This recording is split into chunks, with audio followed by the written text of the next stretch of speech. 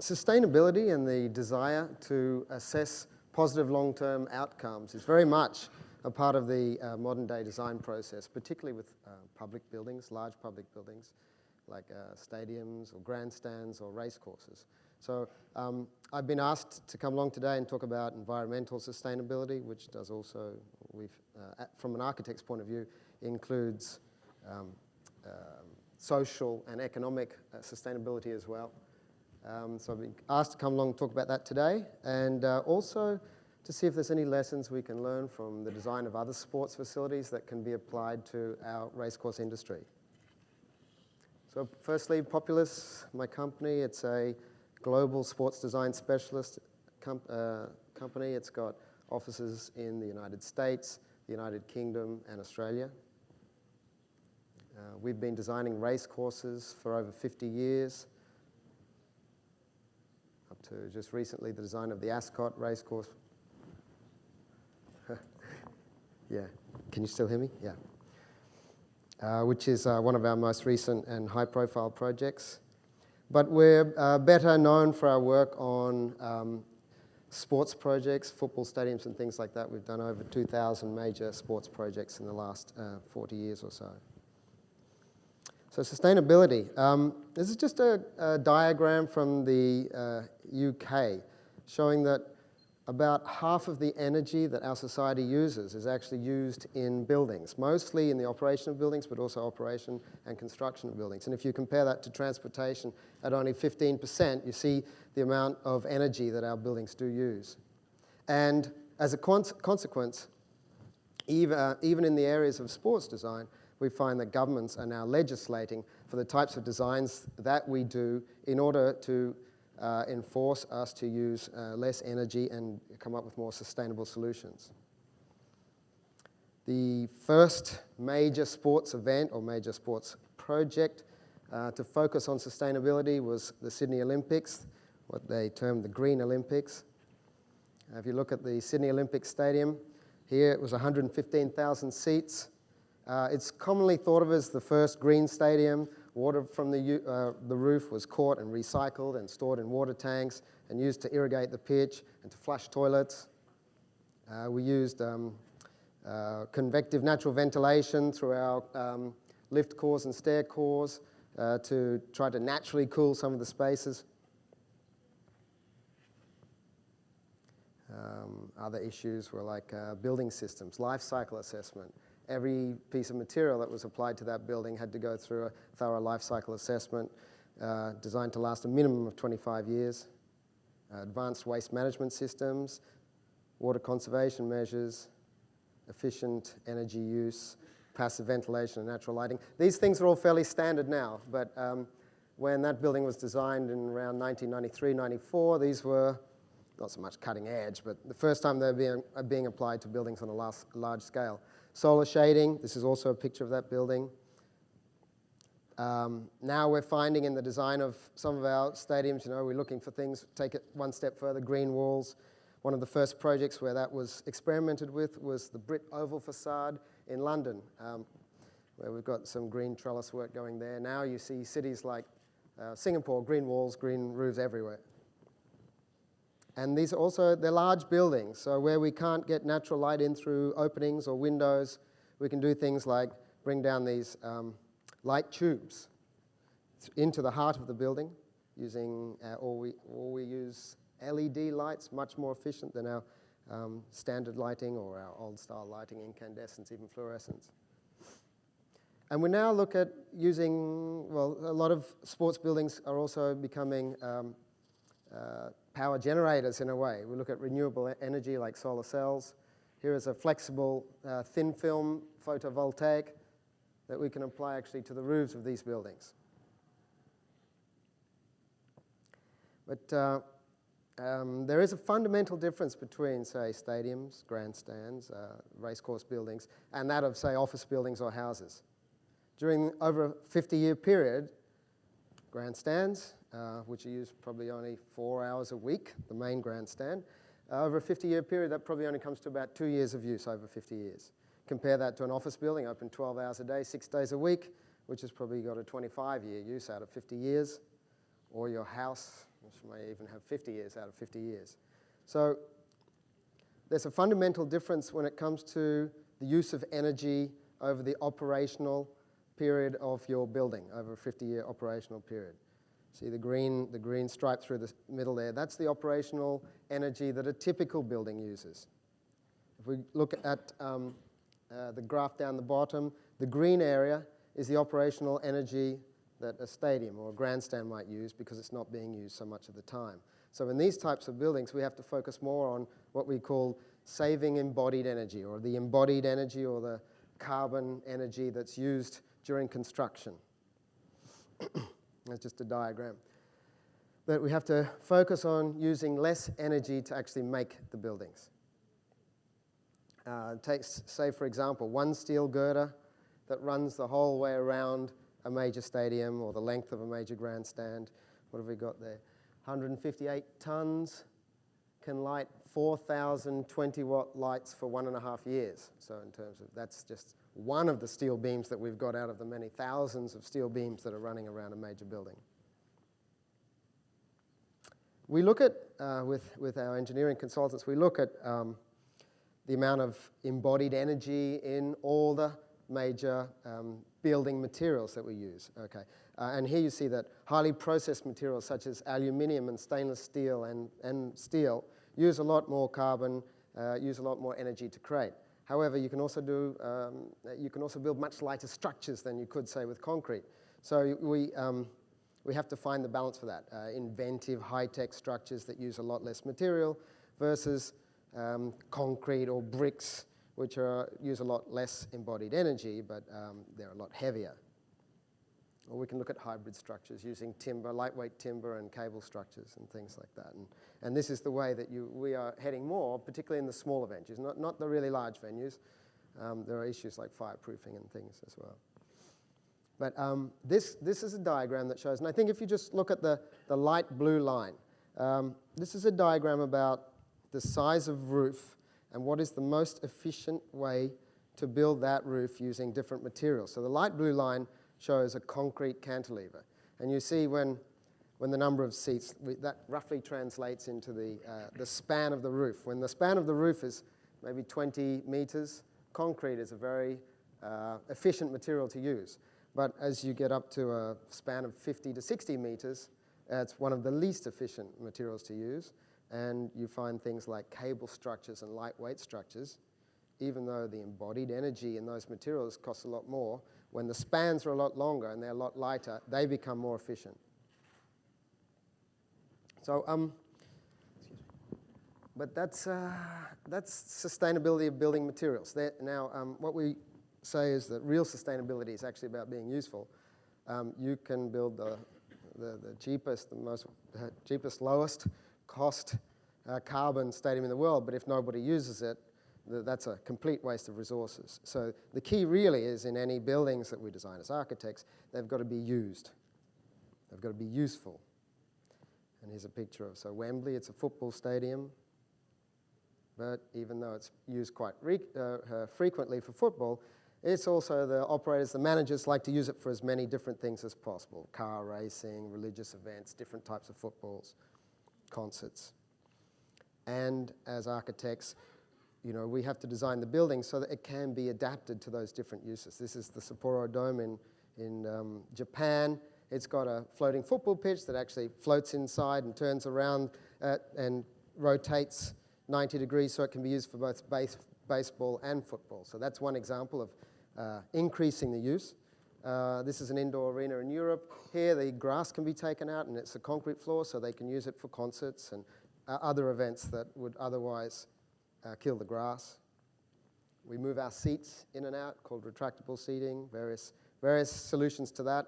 Retractable roof, bring our roof over. That's a baseball stadium. The spans are a lot larger than a football stadium, but we still bring a roof over to either enclose the space or stop rain from coming in, or if it's too hot a day, but it also allows it to be used for other functions as well. And here, I guess, is one example where race course design is starting to borrow from the design of other sports, the Hong Kong Jockey Club and the roof over the the parade ring that you've got there as well, allowing that parade ring to be used for different uses. Adaptive and new and creative uses.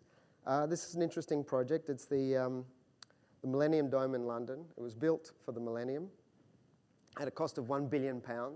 And then after the Millennium was over, no one had any use for it. Right? We were approached by a client to actually build a sports arena inside, a 20,000-seat sports arena inside the Millennium Dome. And that arena now, even though it was designed mostly for sports, it's actually used for entertainment. That is now the most popular entertainment venue in the world. So you're taking a very unsustainable structure and making it a very sustainable structure because there are 4 million people, 3.5 million people per year using the building. And it has very positive knock-on effects to everything in the surrounding area as well. Adaptive. The Sydney Olympic Stadium was also designed to be adapted to football after the Olympics. So here it's in Olympic mode at 115,000 people. After the Olympics, those two ends were taken off, and it was shut down to a much more sustainable 80,000 seats and a much tighter environment for watching the sport as well. There's another design of ours for the Asian Games Stadium in Incheon, actually. It's just completed on the 7th. It had to serve, its primary function was 70,000 seats for the Asian Games. But it was designed in such a way that after the Games, we could take away 40,000 seats, 40,000 seats, temporary seats, as you see there, could be taken away, and the two ends, the north and south end, and the eastern side can be converted to park. So it can be used as a park. Underneath that is actually then converted to a shopping centre. All the car parks and all the areas that will be used during the Asian Games will convert to car parking for the shopping centre. So you've got a shopping centre and a park designed in.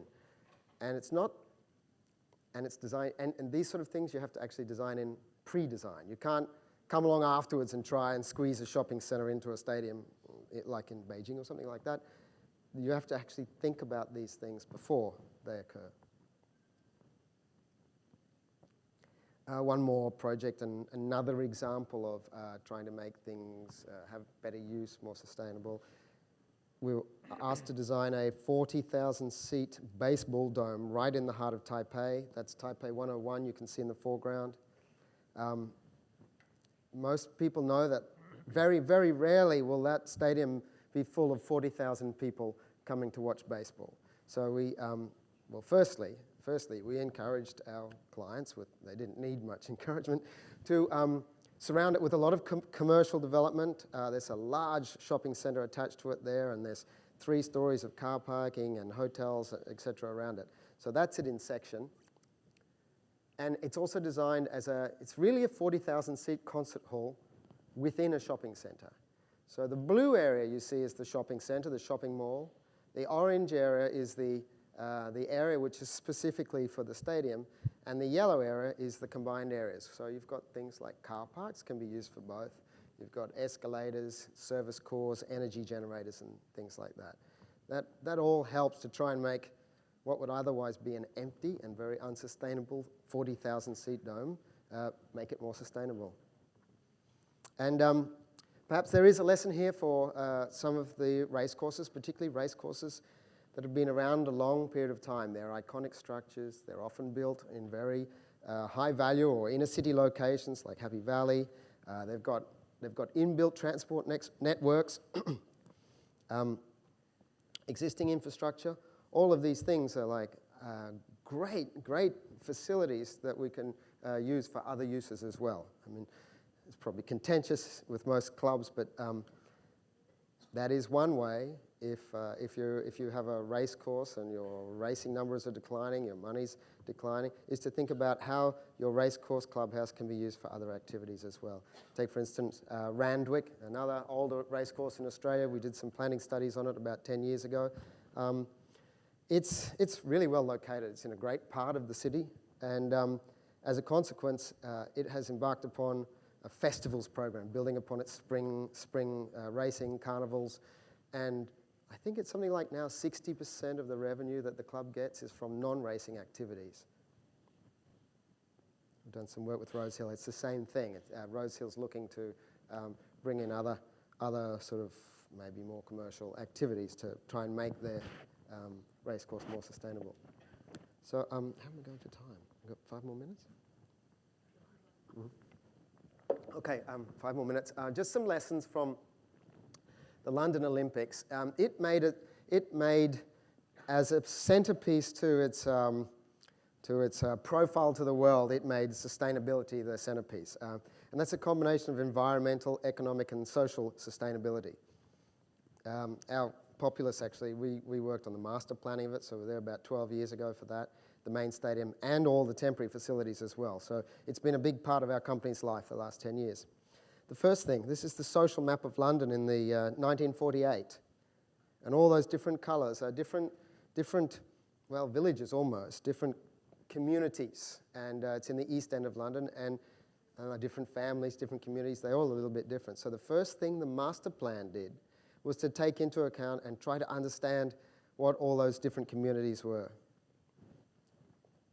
And then it jumped right forward, we jumped right forwards to looking at London Olympic Park in legacy mode. What will it be like after the Olympics? What are we trying to create long term rather than, and then you come back from that and try to squeeze the Olympics into your long term vision.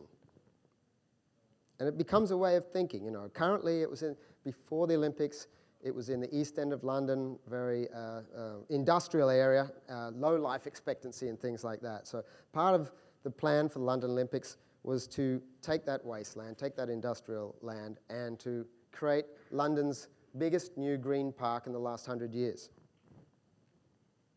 And so we started with the legacy vision, the long-term vision, as our way of looking at how it could host the Olympics. Diagrammatically, the parks and the waterways, what you see there, the parks and the waterways, they were really polluted waterways. Now they're clean streams and things. That's where most of the money went, in cleaning up the dirt in the waterways. You see the 4 grey dots? They're the only permanent sports venues at London Olympic Park.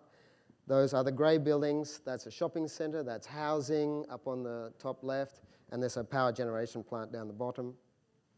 These brown shapes, they're the major temporary sports venues, so things like seating on the side of the swimming pool.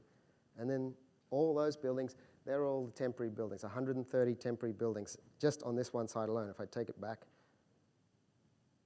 to there. So they're the only 4 permanent sports buildings for the London Olympics.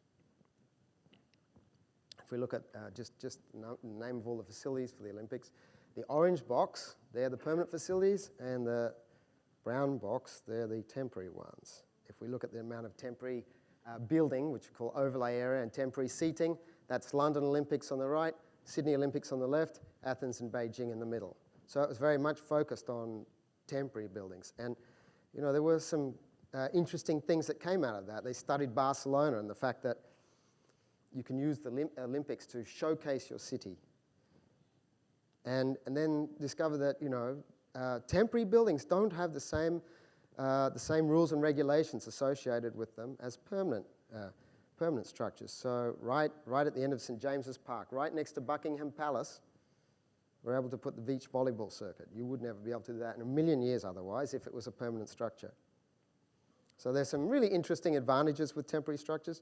The equestrian arena at Greenwich Park, that's a World Heritage Site, Grade 1 listed building.